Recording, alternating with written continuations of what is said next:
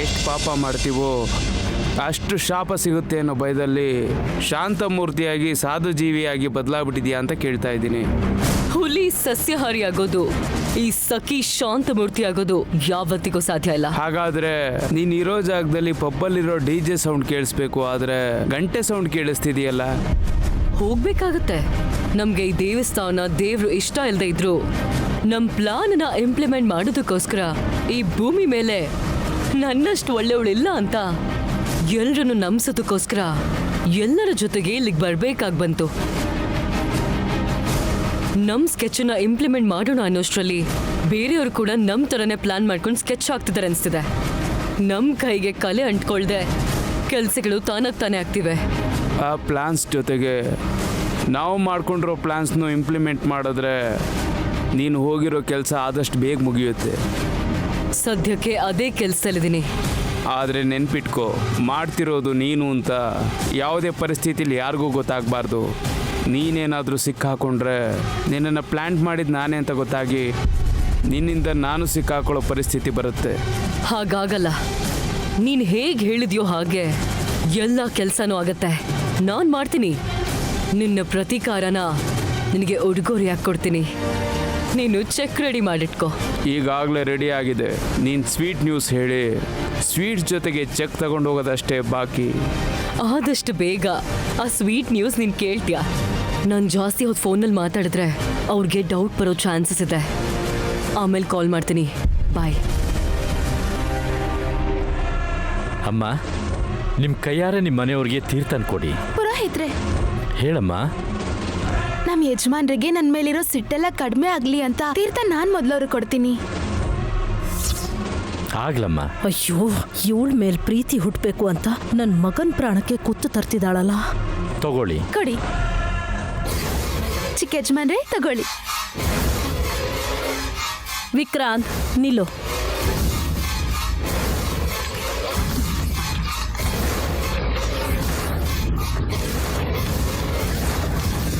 ಯಾಕಮ್ಮವ್ರೆ, ಯಾಕೆ ಇವ್ರನ್ನ ತಡೆದ್ರಿ?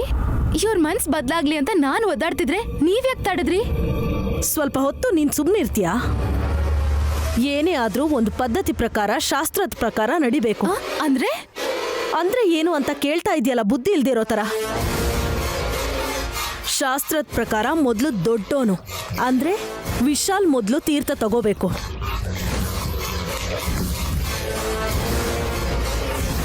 ನಿನ್ನ ಅವಸರಕ್ಕೆ ಆಚಾರನ ಮರಿತಾ ಇದೀಯಾ? ಅಮ್ಮ ನಯನಿ, ನಿನ್ ಕೈಯಿಂದಾನೆ ವಿಶಾಲಕ್ಕೆ ಕೊಡಮ್ಮ. ಹಾಗೆ ಆಗ್ಲಿ ಅತ್ತೆ.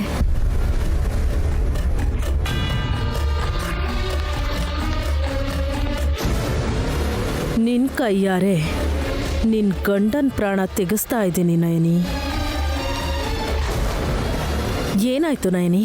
ನಿನ್ ಗಂಡನ್ ಕೊಡು. ಹೌದು ಅತ್ತೆ, ಆಗ್ಲೇ ನೀವೇನೋ ಹೇಳಿದ್ರಲ್ಲ ಶಾಸ್ತ್ರದ ಪ್ರಕಾರ ಅಂತ. ಏನ ಆಚಾರ? ಅದೇ ನಯನಿ, ಶಾಸ್ತ್ರದ ಪ್ರಕಾರ ಮೊದಲು ಮನೆಯಲ್ಲಿ ದೊಡ್ಡ ಮಗ ತೀರ್ಥ ತಗೋಬೇಕು. ಓ ಹೌದಾ ಅತ್ತೆ? ಈ ತೀರ್ಥ ಕೊಡೋ ಶಾಸ್ತ್ರ ಕೂಡ ಮೊದಲು ಮನೆ ದೊಡ್ಡ ಮಗನಿಂದ ಶುರು ಆಗ್ಬೇಕಾ? ಹೌದು ನಯನಿ, ಅದನ್ನೇ ಹೇಳ್ತಿರೋದು. ಹಾಗಾದ್ರೆ ನೀವ್ ಹೇಳಿರೋ ಶಾಸ್ತ್ರದ ಪ್ರಕಾರ ಮತ್ತೆ ನೀವ್ ಹೇಳೋ ಲೆಕ್ಕದ ಪ್ರಕಾರ ಮನೆಗೆ ದೊಡ್ಡ ಮಗ ಆಗಿರೋ ವಲ್ಲಭ ಭಾವನಿಂದಾನೇ ಅಲ್ವಾ ಇದನ್ನ ಶುರು ಮಾಡ್ಬೇಕು? ಹೌದಲ್ವಾ ಅತ್ಗೆ? ಮೊದಲು ವಲ್ಲಭನಿಂದ ತಾನೇ ಶುರು ಮಾಡಬೇಕಾಗಿರೋದು. ನೀನು ವಲ್ಲಭನ್ನೇ ಮರ್ತು ಹೋಗಿ ವಿಶಾಲಿಂದ ಶುರು ಮಾಡೋಣ ಅಂತ ಹೇಳ್ತಿದ್ಯಲ್ಲ, ಅದು ತಪ್ಪಲ್ವಾ ಅತ್ಗೆ? ಪದ್ಧತಿ ಮುರಿದಾಗಲ್ವಾ ಅತ್ಗೆ? ಮಾಮ್, ಅಣ್ಣ ಯಾಕಿನ್ನೂ ಬಂದಿಲ್ಲ? ಒಂದ್ಸಲ ಫೋನ್ ಮಾಡಿ. ಇಲ್ದಿದ್ರೆ ನೀವೇ ಹೋಗಿ ಕರೀರಿ ಮಾಮ್. ಹೋಗಿ ಮಾಮ್. ಅವನೇನೋ ಬಿಸ್ನೆಸ್ ವಿಷಯ ಮಾತಾಡ್ತಾ ಇದ್ದಾನೆ. ಬರೋದಕ್ಕೆ ತುಂಬ ತಡ ಆಗತ್ತೆ ಅನ್ಸುತ್ತೆ. ಏನು ತೊಂದರೆ ಇಲ್ಲ ಕಂದ, ನೀನ್ ಕೂಡ ಮನೆಗೆ ದೊಡ್ಡ ಮಗಾನೆ. ನೀನ್ ತಗೋ. ಹೌದು, ನೀನು ಗಾಯತ್ರಿ ದೇವಿ ಅತ್ತಿಗೆಗೆ ದೊಡ್ಡ ಮಗ ಆಗಿರೋದ್ರಿಂದ ನಿನ್ನಿಂದನೇ ಸ್ಟಾರ್ಟ್ ಮಾಡಬಹುದಲ್ವಾ ವೇಶ್? ನಿಲ್ಸಿ, ಅಯ್ಯೋ ನಿಲ್ಸಿ. ಇದನ್ನ ನಾನು ನನ್ನ ಗಂಡನ್ ಕೊಟ್ರೆ ನನ್ನ ಗಂಡ ಬದಲಾಗ್ತಾರೆ ಅಂತ ನಾನು ಅನ್ಕೊಂಡ್ರೆ ನೀವ್ ನೋಡಿದ್ರೆ ಪದ್ಧತಿನೇ ಬದಲಾಯಿಸ್ತಿದ್ದೀರಲ್ಲ. ಹಾಸಿನಿ, ನಿನ್ ಸಂಸಾರಕ್ಕೆ ಏನೂ ಆಗಲ್ಲ. ನಾನಿದ್ದೀನಿ. ಸ್ವಲ್ಪ ಸೈಲೆಂಟ್ ಆಗಿರ್ತೀಯಾ? ಪ್ರಾಮಿಸ್? ಹಾ ಪ್ರಾಮಿಸ್. ಆ ಪ್ರಾಮಿಸ್ ಮಾಡಿದ್ಮೇಲೆ ಮುಗೀತು. ಪ್ರಾಮಿಸ್ನ ಆಮೇಲೆ ಮುರಿಬಾರ್ದು. ಅಪ್ಪ ಆಯ್ತು, ಈಗ ಮಾತಾಡಬೇಡ. ಕಂದ, ತೀರ್ಥ ಪ್ರಸಾದನ ತುಂಬಾ ಹೊತ್ತು ಕಾಯಿಸ್ಬಾರ್ದು. ನೀನ್ ತಗೋ ಕಂದ. ಸರಿ ಮಾಮ್. ಅಂದ್ರೆ ಅತ್ತೆ, ನನ್ ಗಂಡ ಈಗ ತೀರ್ಥ ತಗೋಬೇಕು ಅಂತೀರಾ? ಅಂದ್ರೆ ಪುರೋಹಿತರು ಹೇಳಿದ್ರಲ್ಲ, ಜೊತೆಗೆ ಶಾಸ್ತ್ರನ ಪಾಲಿಸ್ಬೇಕಲ್ವಾ ನಯನಿ? ಸರಿ ಅತ್ತೆ, ನೀವ್ ಹೇಳಿದ್ಮೇಲೆ ನಾನು ಬೇಡ ಅಂತೀನಾ? ಏನ್ರಿ, ತಗೊಳ್ಳಿ.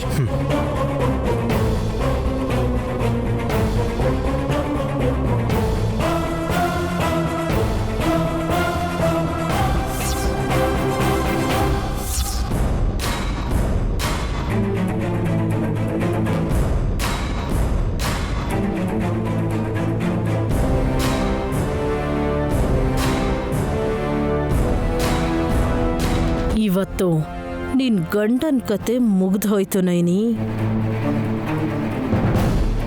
ಯಜಮಾನ್ರೆ, ಒಂದ್ ನಿಮಿಷ ಏನಾಯ್ತು ನೈನಿ? ಹೇಳ್ತೀನಿ ಯಜಮಾನ್ರೆ, ಒಂದ್ ನಿಮಿಷ. ಏನಾಯ್ತು ನೈನಿ? ವಿಶಾಲ್ ತಗೋತಿರ್ಬೇಕಾರೆ ಯಾಕೆ ತಡ್ದೆ? ಗಾಬರಿ ಯಾಕತ್ತೆ? ಸ್ವಲ್ಪ ತಡೀರಿ, ನಿಮ್ಗೆ ಅರ್ಥ ಆಗುತ್ತೆ.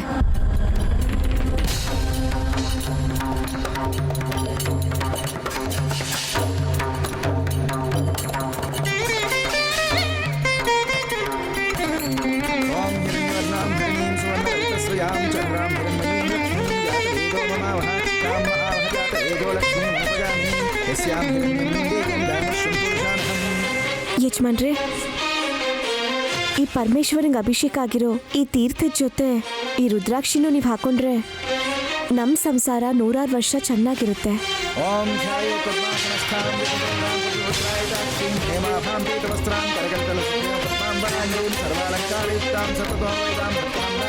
ರುದ್ರಾಕ್ಷಿ ಹಾಕೋದಲ್ಲ, ಸ್ವಲ್ಪ ಹೊತ್ತಲ್ಲೇ ನಿನ್ ಕೈಯಾರೆ ನಿನ್ ಗಂಡನ್ ಶವಕ್ಕೆ ಹೂವಿನ ಹಾರ ಹಾಕ್ತೀಯ.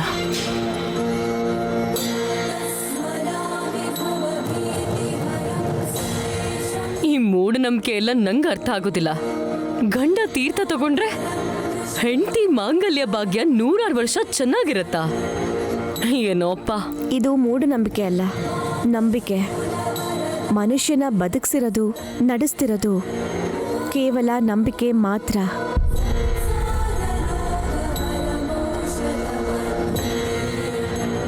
ತಂತ್ರಜ್ಞರು ಅವ್ರು ತಯಾರಿಸಿರೋ ರಾಕೆಟ್ನ ಕೂಡ ಮುಹೂರ್ತ ನೋಡಿ, ಸರಿಯಾದ ಸಮಯ ನೋಡಿ ಅಂತರಿಕ್ಷಕ್ಕೆ ಕಳಿಸ್ತಾರೆ.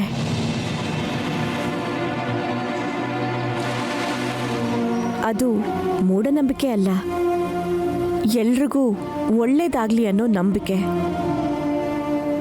ಹಾಗೆಲ್ರಿಗೂ ಒಳ್ಳೇದಾಗ್ಲಿ ಅನ್ನೋ ನಂಬಿಕೆ ಮೇಲೇನೆ ಕ್ಷೀರಸಾಗರ ಮಂಥನದಲ್ಲಿ ಬಂದಿದ್ದ ವಿಷಾನ ಶಿವನ್ನ ಕುಡಿ ಅಂತ ಸಾಕ್ಷಾತ್ ಅವನ ಹೆಂಡತಿ ಗೌರಮ್ಮನೇ ಹೇಳಿತು.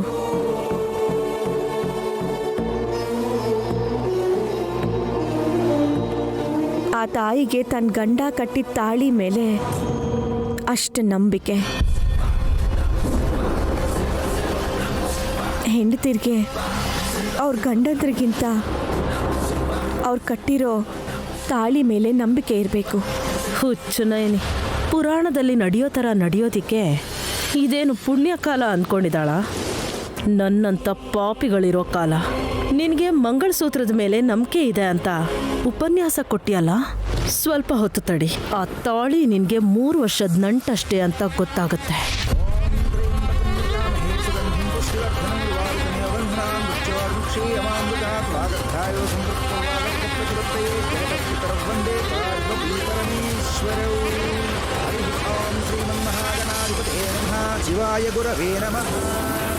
ಸಡನ್ನಾಗಿ ಯಾಕೆ ಇವಾಗ ಬೂದಿ ಹಚ್ಚಿದೆ? ಅದು ಬೂದಿ ಅಲ್ಲ, ವಿಭೂತಿ. ಲಲಾಟ ಲಿಖಿತ ರೇಖಾ ಪರಿಮಾಷ್ಟಂ ನ ಸಖ್ಯತೆ. ಓ ಮೈ ಗಾಡ್, ಯಾವ ಭಾಷೆ ಇದು? ಸಂಸ್ಕೃತ. ಬ್ರಹ್ಮದೇವ ಬರ್ದಿರೋ ಹಣೆ ಬರಹನ ಬದಲಾಯಿಸೋದು ಯಾರಿಂದನೂ ಸಾಧ್ಯ ಇಲ್ಲ ಅಂತ ಎಲ್ಲರೂ ಅನ್ಕೋತಾರೆ. ಆದರೆ ಯಾರು ಹಣೆಗೆ ಕುಂಕುಮ ಇಟ್ಕೋತಾರೋ ಅವರು ಆ ಬ್ರಹ್ಮ ಬರ್ದಿರೋ ಹಣೆ ಬರಹನ ಕೂಡ ಬದಲಾಯಿಸ್ಬೋದು.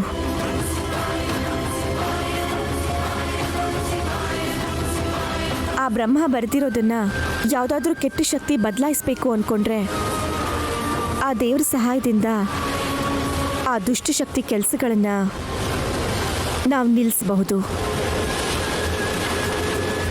ಅದ್ಭುತವಾಗಿ ಹೇಳಿದೆ ಅಮ್ಮ. ನೀನು ಹೇಳಿದ ಪ್ರತಿ ಮಾತು ನಿಜ. ದೇವ್ರ ಮೇಲೆ ಮನಸ್ಫೂರ್ತಿಯಾದ ನಂಬಿಕೆ ಇದ್ರೆ ಸಾಕು, ಎಂಥ ದುಷ್ಟಶಕ್ತಿ ಬಂದರೂ ಅದನ್ನ ಎದುರಿಸ್ಬೋದು. ಕಂದ ವಿಶಾಲ್, ಈಗ ಕುಡಿ. ಸರಿ ಮಾಮ್.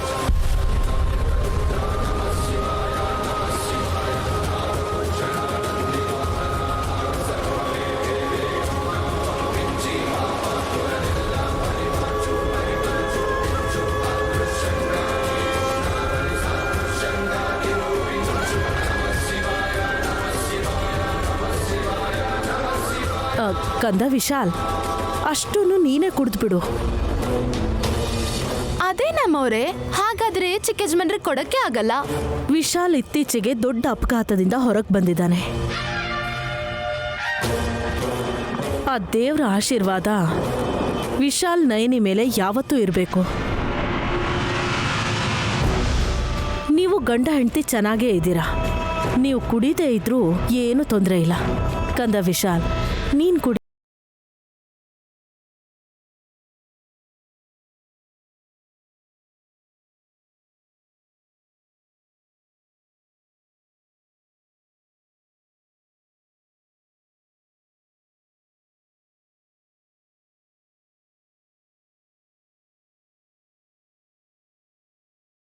ಅದ್ಭುತವಾಗಿ ಆಯ್ತು. ಇನ್ನೇನ್ ರಾತ್ರಿ ಆಗೋಯ್ತು. ಜಾಗರಣೆ ಮಾಡಬೇಕು. ಈ ಹೊಸ ಬಟ್ಟೆನ ತಗೊಂಡು ಹೋಗಿ ಹೊರಗಡೆ ಇರೋ ಅರಳಿ ಮರದ ಹತ್ರ ಇಟ್ಟು 3 ಪ್ರದಕ್ಷಿಣೆ ಹಾಕ್ಬಾ. ಆಗ ಇಲ್ಲಿ ತನಕ ಮಾಡಿರೋ ಪೂಜೆ ಫಲ ಸಿಗುತ್ತೆ.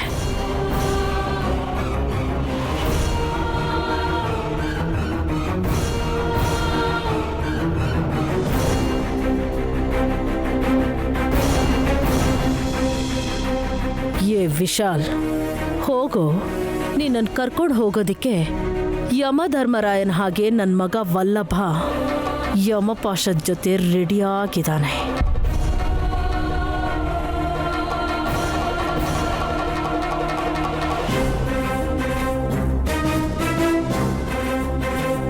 ಅಲ್ಲಿ ನೋಡ್ರು, ₹1,00,00,000 ವಾರಸ್ದಾರ ಸಾವನ್ನ ಹುಡ್ಕೊಂಡು ಬರ್ತಾ ಇದ್ದಾನೆ.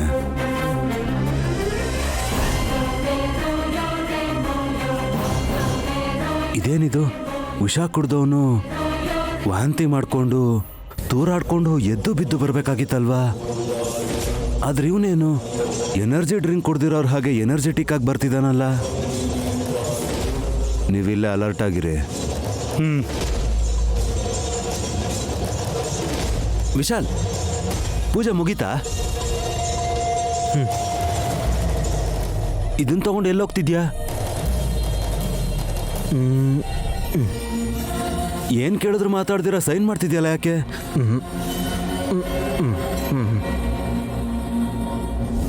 ಯಾಕೆ ಮಾತಾಡ್ತಾ ಇಲ್ಲ?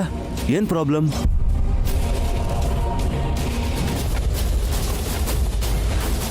ಇವನು ಮೌನ ವ್ರತ ಮಾಡ್ತಿರೋ ಹಾಗೆ ಎಲ್ಲದಕ್ಕೂ ತಲೆ ಆಡಿಸ್ತಿದ್ದಾನಲ್ಲ. ಅಂದರೆ ವಿಷ ಕುಡ್ದಿಲ್ವಾ? ಕುಡಿದೆ ಹಾಗೆ ಬಾಯಲ್ಲಿ ಇಟ್ಕೊಂಡಿದ್ದಾನ?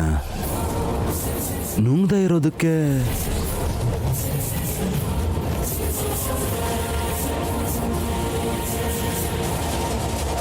ಅದು ವಿಷ ಅಂತ ಇವನು ಗೊತ್ತಿಲ್ಲ ಅಲ್ವಾ?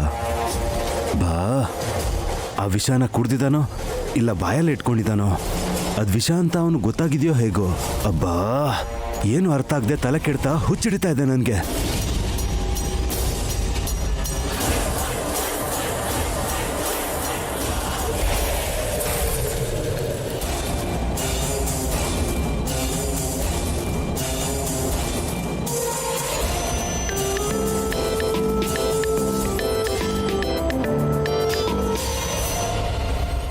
ಹೇಯ್, ಅವನಿಗೆ ಮತ್ತತ್ತಿಲ್ಲ.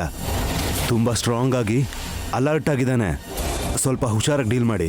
ಹಾಗೆ ಆಗಲಿ ಸರ್, ನೀವೇನು ಟೆನ್ಷನ್ ಮಾಡ್ಕೋಬೇಡಿ, ಎಲ್ಲ ನಾನು ನೋಡ್ಕೋತೀನಿ.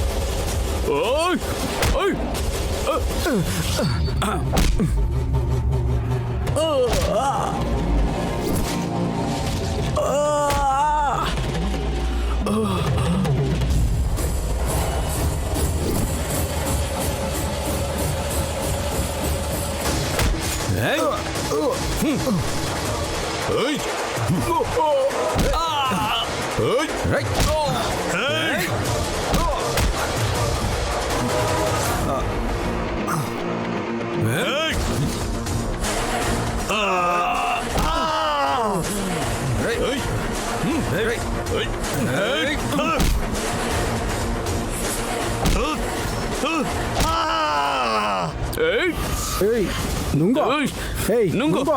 ನುಂಗು. ಅಲ್ಲೇ ಮಾತಲ್ಲಿ ನುಂಗೋ ನುಂಗಲೇ. ಅಂದ್ರೆ ಸರಿ ಇರಲ್ಲ ನುಂಗೋ ನುಂಗೋ. ಹೇಳ್ತಾ ಇದೀನಲ್ಲ ನುಂಗೋ ನುಂಗೋ ನುಂಗು ನುಗ್ತಿ ಅಲ್ವಾ? ಏಯ್ ನುಂಗೋ.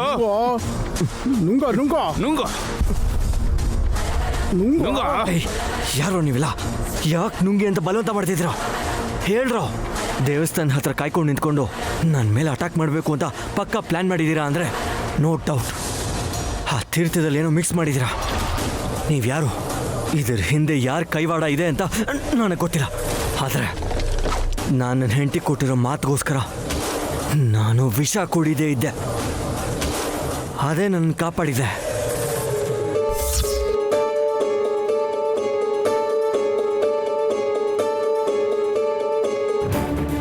ಏನಂದ್ರೆ ನಾನಿ, ನಿಮ್ಗೊಂದು ಮುಖ್ಯವಾದ ವಿಷಯನ ಹೇಳೋದೇ ಮರ್ತ್ಬಿಟ್ಟಿದ್ದೀನಿ. ಹೇಳು ನಾನಿ. ಇವತ್ತು ನಾವಿಬ್ರು ಸೇರಿ ಉಪವಾಸ ಇದ್ದೀವಲ್ವಾ? ಹೌದು, ಅದಕ್ಕೆ ಏನೀಗ? ಈ ವ್ರತದಲ್ಲಿ ಒಂದು ಮುಖ್ಯವಾದ ನಿಯಮ ಇದೆ. ಓ ಹೌದಾ, ಏನದು? ಆ ಪರಮೇಶ್ವರನ್ಗೆ ಅಭಿಷೇಕ ಪೂರ್ತಿ ಆದ್ಮೇಲೆ ಸಂಧ್ಯಾ ಸಮಯ ಮುಗಿದ ಮೇಲೆ ಪುರೋಹಿತರು ನಮಗೆ ತೀರ್ಥ ಕೊಟ್ಟು ನಮ್ಮ ಉಪವಾಸದ ವ್ರತನ ಕೊನೆ ಮಾಡ್ತಾರೆ. ಅಲ್ಲಿವರೆಗೂ ನಾವು ಒಂದು ತೊಟ್ಟು ನೀರು ಕೂಡ ಕುಡಿಬಾರ್ದು. ಸರಿ ನಾನಿ, ಆಯ್ತು. ಒಂದು ವೇಳೆ ಯಾರಾದರೂ ಪ್ರಸಾದ ಅಂತ ತೀರ್ಥ ಕೊಟ್ರೆ ನೀವು ಯಾವುದೋ ಜ್ಞಾನದಲ್ಲಿ ಮರ್ತು ತಗೋಬೋದೇನೋ, ದಯವಿಟ್ಟು ತಗೋಬೇಡಿ. ಸರಿ, ನೀನು ಹೇಳ್ದಂಗೆ ಮಾಡ್ತೀನಿ ಬಿಡು. ತಗೊಳ್ಳಲ್ಲ ಅಂತ ನಂಗೆ ಮಾತು ಕೊಡಿ.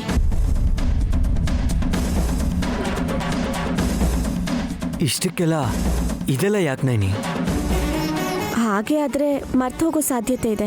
ಅದೇ ಮಾತು ಕೊಟ್ರಿ ಏನ್ಕೊಳ್ಳಿ, ನಿಮ್ಗೆ ಯಾರಾದರೂ ಏನಾದರೂ ಕೊಡಕ್ಕೆ ಬಂದಾಗ ತಕ್ಷಣ ಈ ಆಣೆ ನೆನಪಾಗುತ್ತೆ. ಅದಕ್ಕೆ ಆಣೆ ತಗೋತಿರೋದು. ಆಯ್ತು ನಾನಿ.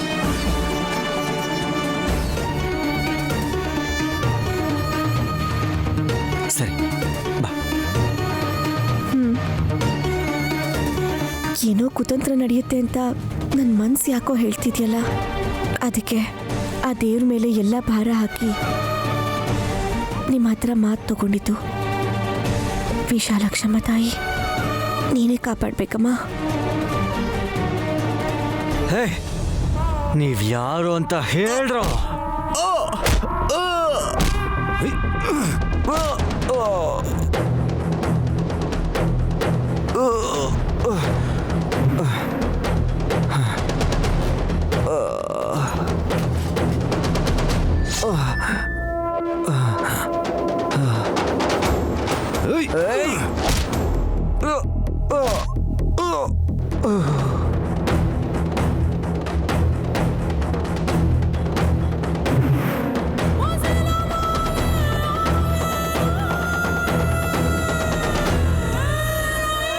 ಇವನ್ನ ಎತ್ಕೊಂಡು ಹೋಗಿ ಬೆಟ್ಟದಿಂದ ಕೆಳಗೆ ಬಿಸಾಕ್ರೋ.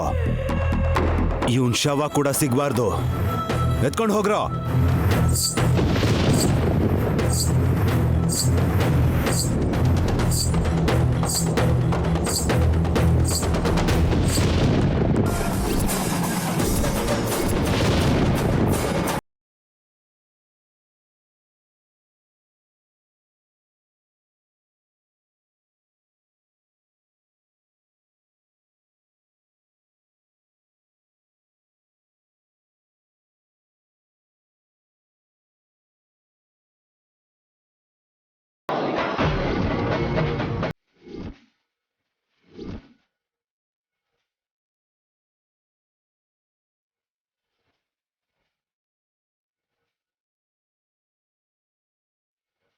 ಹೇಯ್, ಬೆಳಕಿಗೆ ಸರಿಯಾಗಿ ಕಾಣಿಸ್ತಾ ಇಲ್ಲ.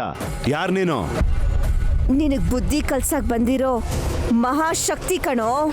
ಓಹೋ, ಏಯ್, ಯಾವುದೋ ಶಕ್ತಿ ಅಂತ ಡೈಲಾಗ್ ಎಲ್ಲ ಹೇಳ್ತಿದ್ದಾಳೆ. ಉಸಿರು ನಿಲ್ಸಿ. ಆ ಶಕ್ತಿ ಹತ್ರನೇ ಕಳ್ಸ್ಕೊಟ್ ಬಂದ್ರೋ. ಹೋಗ್ರೋ.